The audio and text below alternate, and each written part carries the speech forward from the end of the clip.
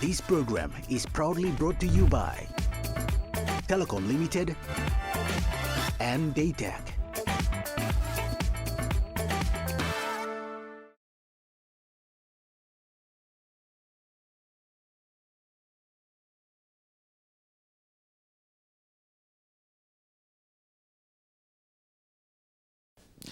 In this session, we are joined by a special team from the Don Bosco Technological Institute. Before we start, I'll let them introduce themselves. My name is Dr. Catherine Nonkas. I'm currently the Vice President for Academic and Technical Affairs at the Institute. I joined Don Bosco in 2016, and currently this is my 7th year. I am Father Ariel Makatangay. I am a Catholic priest belonging to a religious congregation called the Salesians of Don Bosco. And this congregation is specialized in working for the young people, for their education and evangelization. It is present in 134 countries all over the world. And in Papua New Guinea, we are in 5 places.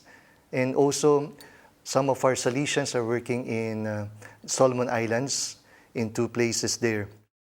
Currently, I am assigned as the president of Don Bosco Technological Institute, or DBTI.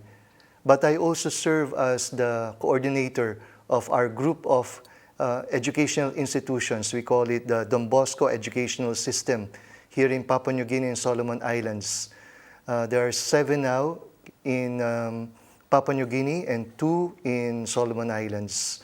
That includes our school in Gabutu, of course in East Boroko, in Araimiri in the Gulf Province, in the Chimbu Province, and in East New Britain at Kokopo, but also including the Caritas Sisters and also the Mary Help of Christians Vocational and Food Center, and plus our 2 centers in Solomon Islands. I'm the one coordinating these educational institutions.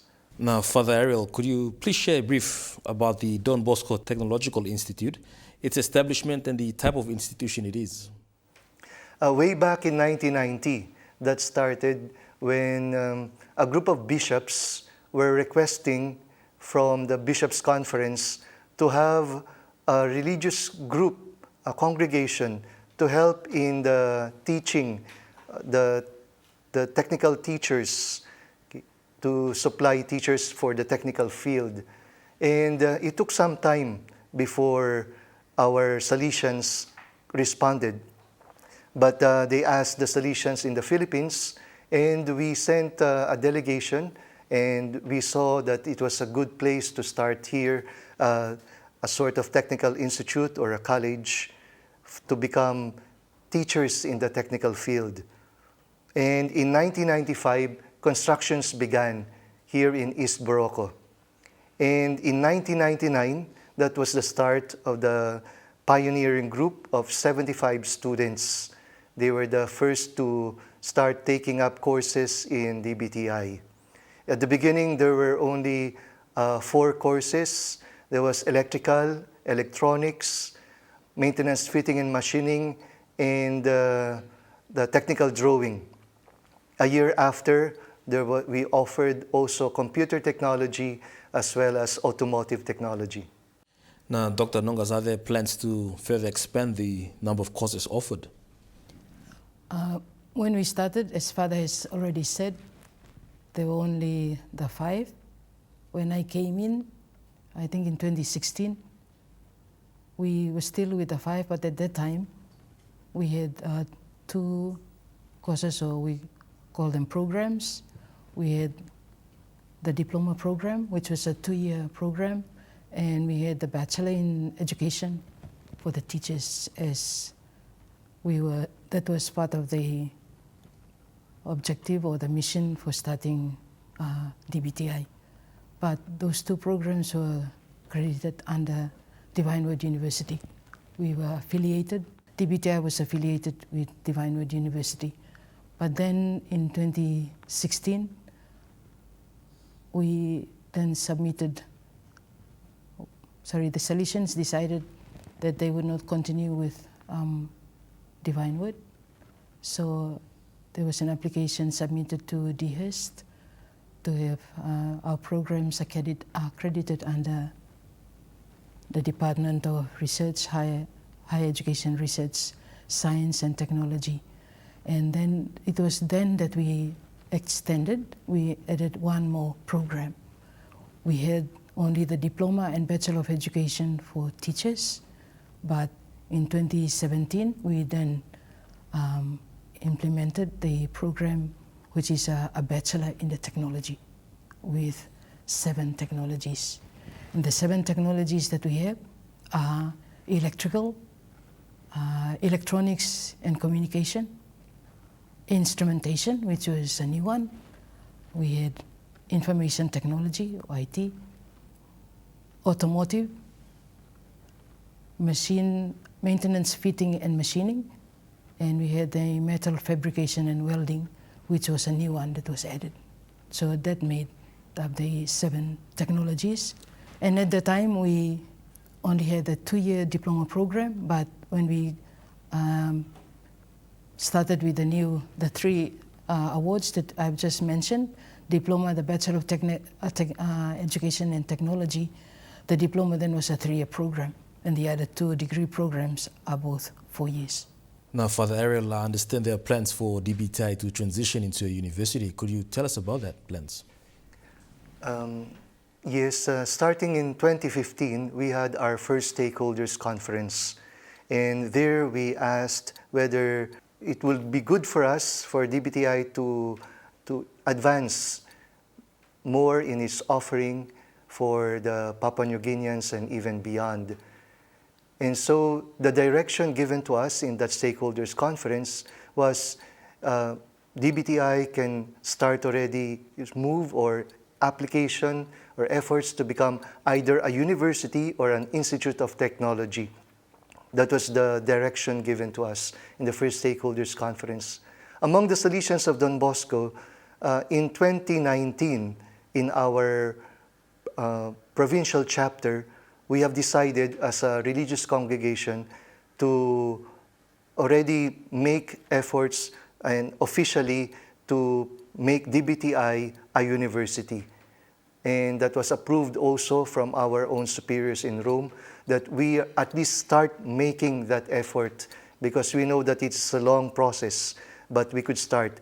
Then just recently, last July 11 to 13, we had our second stakeholders conference. And there we asked again, okay, but this time we have already a direction to become a university or an institute of technology, but we asked them, how do we move forward? And they gave us various suggestions, okay, and even pathways and beautiful ideas of how really to start, we could say, make the ball rolling and make DBTI really a university. Now, Father Ariel, in your opinion as president of DBTI, what do you believe makes DBTI different from other technical institutions in Papua New Guinea? I can answer that question with our school motto, that is competence and character. That sets us apart from other institutions. Competence, special competence in both academic and technical field. I think we are one of the few institutions who offer both academic and technical, okay, in higher education. And in both fields, we are trying to give them the best. And there is an emphasis on the practical aspect.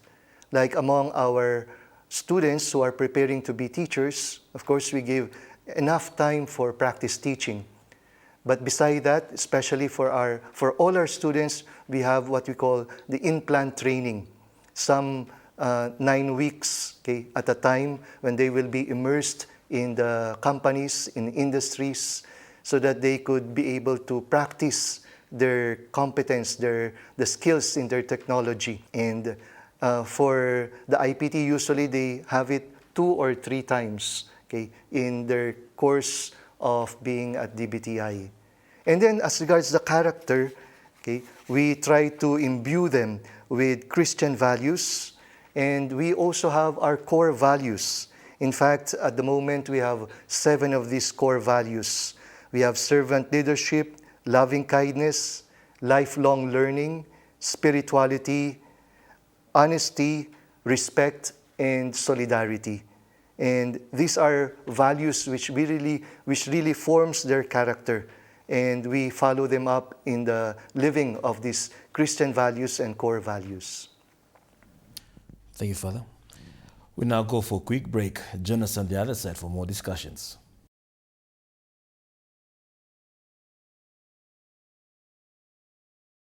Welcome back. You're watching Infocus. Now, Father Ariel, this year DBTI will celebrate its Silver Jubilee, which is 25 years since its establishment. Could you share with us one of the milestones of DBTI that has been able to achieve since its establishment?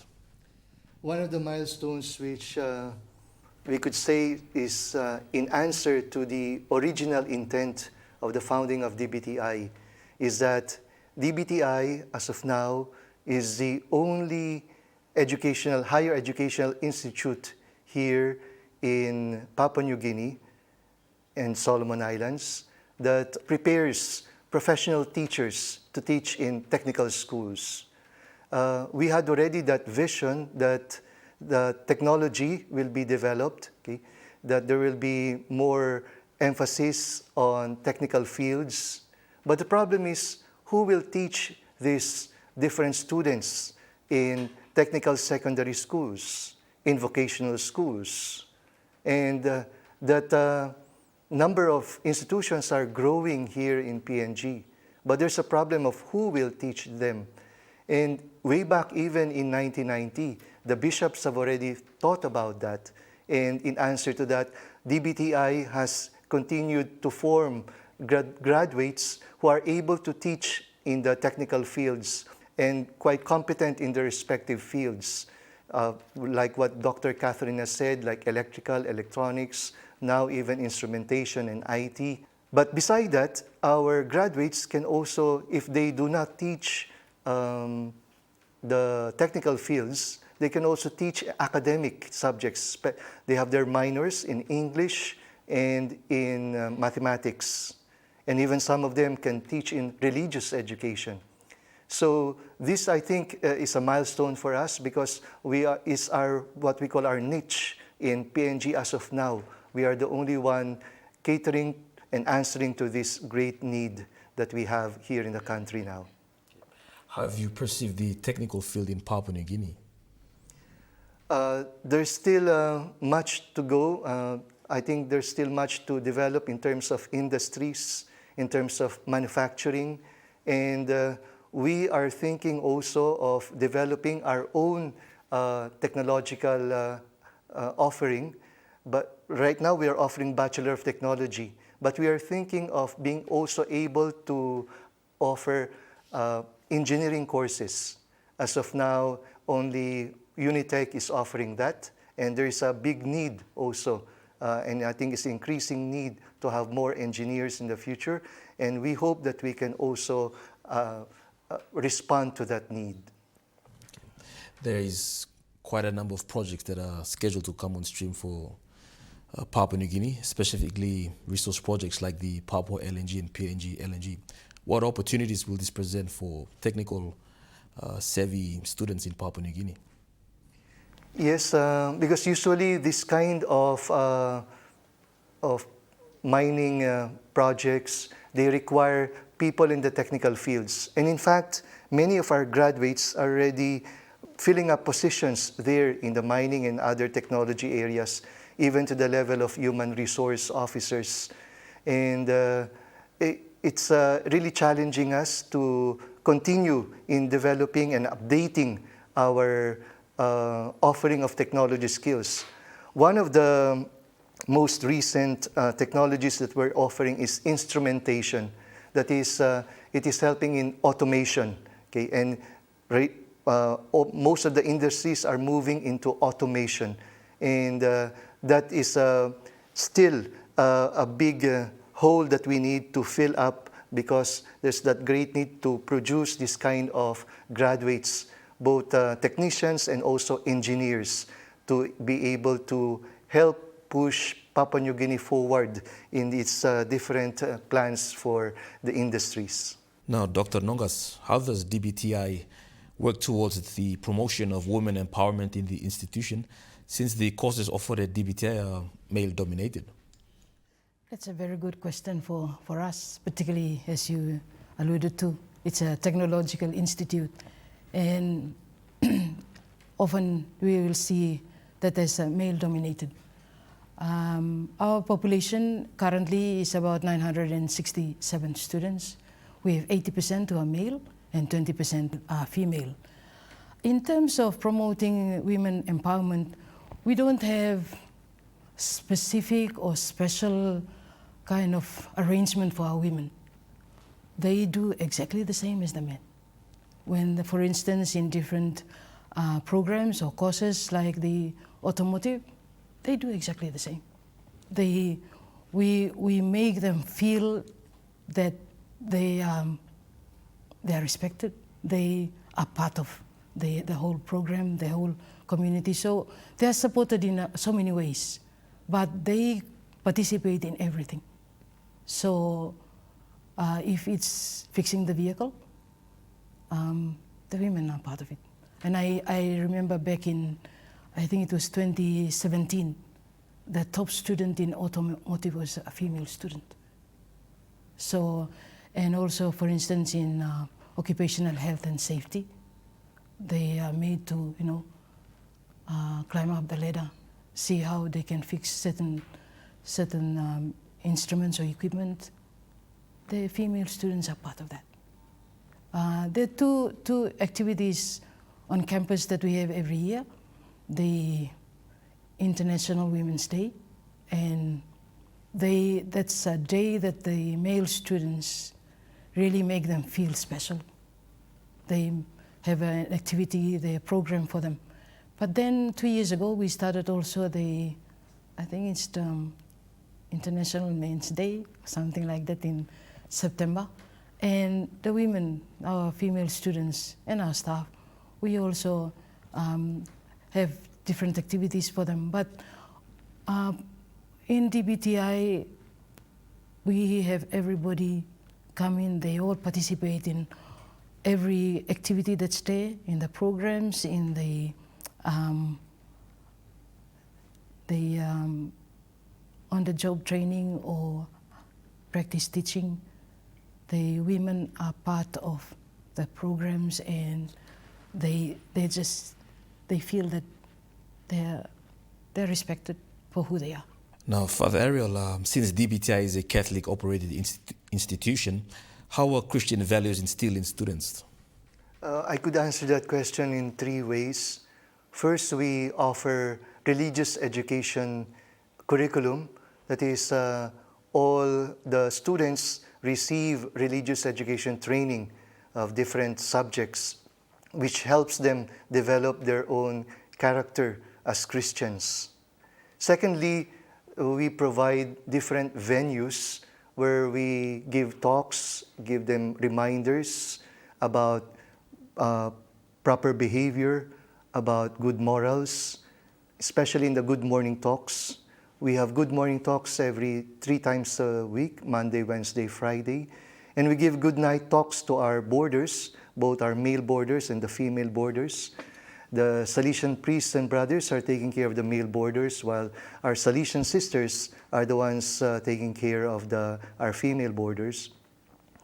And we have also other ways of supervising them, like we have a daily guidance section, guidance time. We call it the homeroom period, 2 times a week by the class animators. They are properly supervised. And there are also some other student assemblies where they are also being reminded about these Christian values and proper ways of behaving in school. And the third one is what we call, typically in Don Bosco School, we call it Salesian assistants. That is, the very Salesian teacher, the Don Bosco teachers, both the religious but also the lay, male and female, they are imbued with the spirit, with what we call the Salesian spirit, filled with Christian values, And they show it in their own example, and they spend time with the students, not only in the classrooms or shops, but also during break times. They are trying to mingle with them, to play with them, to be familiar with them. Because we believe, as Don Bosco said, that education is a matter of the heart. So if we win the confidence and have good relationship with our students, then we can influence them better, especially for what is good in following the Christian values. I understand there are some students who may have different religious background. How does DBTI accommodate them? We are open to all Christian denominations, okay? Even if there are even non-Christian denominations, because it is like Don Bosco is present all over the world, even in Arab countries, in Buddhist countries. And here we are open to the different faiths. We welcome them, but we share with them our own faith. We have our own style as Catholics, and one of the requirements of being a student, we welcome you here, but you must be also open to our Catholic practices, which we offer to all students.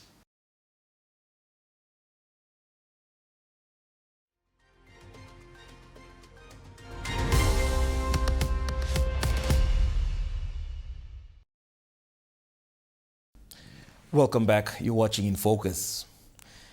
Now, Dr. Nongas, for the viewers who may be interested in applying for the 2025 academic year at DBTI, could you highlight for us the process?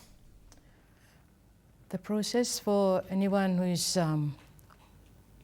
interested in our programs, now everything, particularly for the year 12s, everything goes through the rehearsed online selection. So they have their own timetable, and they will reach out to all the institutions, particularly with the principals, to alert them to at what time of the year they are open to any of the students who are interested in applying to any institution in the country. That's on the online selection. For us, anyone who is interested, who can also, according to the online selection, open our portal, would be students who are doing STEM. It's the science stream. Anyone who is in the humanities would not be able to open our portal. And so any interested applicants would apply through the online. That's with all the grade 12s now. But for the non-school leavers or NSL applicants, in the past years, they would submit their applications, which open in March, early March, and it closes in August, or towards the end of August, beginning of September. These applicants would go through a streaming process, but the application forms, and anyone who is interested could download all of that from our website. Or if they're in Mosby, they would like to collect the hard copies, they would come to DBTI, to the campus, and collect the hard copies from the registrar's office. Submitted by August, and that is when it closes. Lastly, Father Ariel, could you share with us the activities that have taken place and are yet to take place in regards to DBTI's Silver Jubilee celebrations? Yes. We began our Silver Jubilee celebration but in this beginning of the year in 2024. So we started 1999, now it's already the 25th year. And starting last March, we had already had a special activity for all the students. We call it the Dreamers Camp. Because this 2024 is not only our 25th anniversary, but in all the Don Bosco institutions all over the world, we are remembering the 200-year anniversary of the dream of Don Bosco. Don Bosco is actually a person. He's Father John Bosco.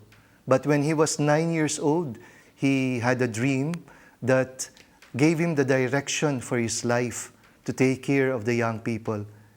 And this dream, I'm now wearing in a shirt. That's why I'm wearing this shirt, because it was there that Jesus and Mary appears to him and showing him his future role to be able to transform wolves into lambs.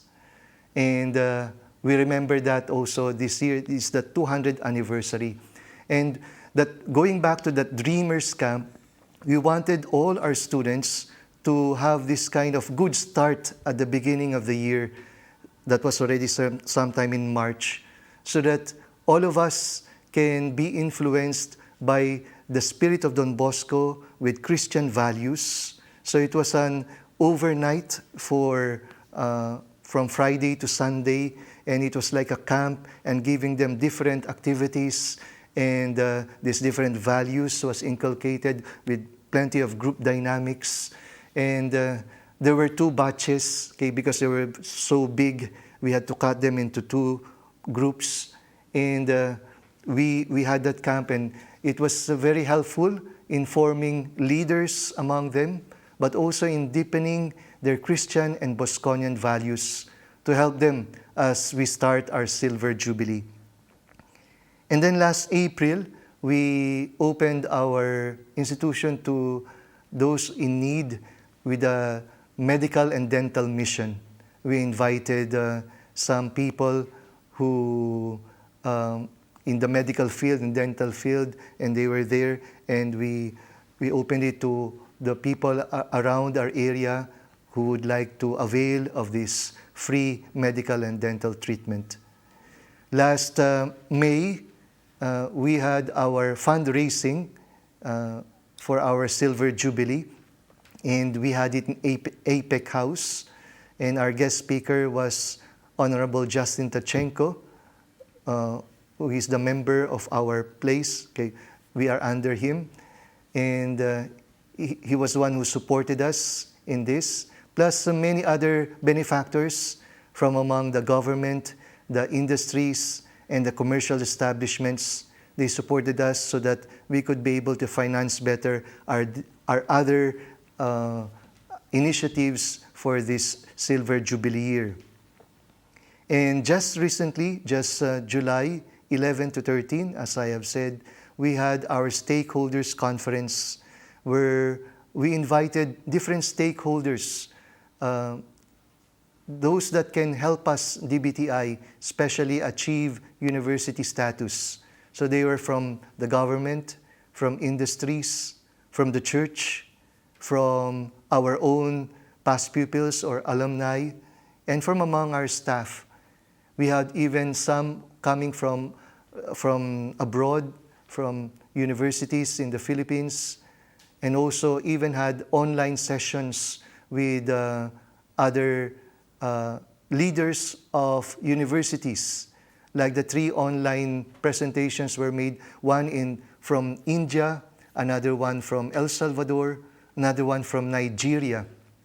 And they were giving us indications of how we could proceed to be a university. Father Ariel Makatangai and Dr. Catherine Nongas, thank you for joining us. You're welcome. Well, viewers, that ends this episode of Infocus. Do join us again next week, Monday, on our regular time slot of 7 p.m.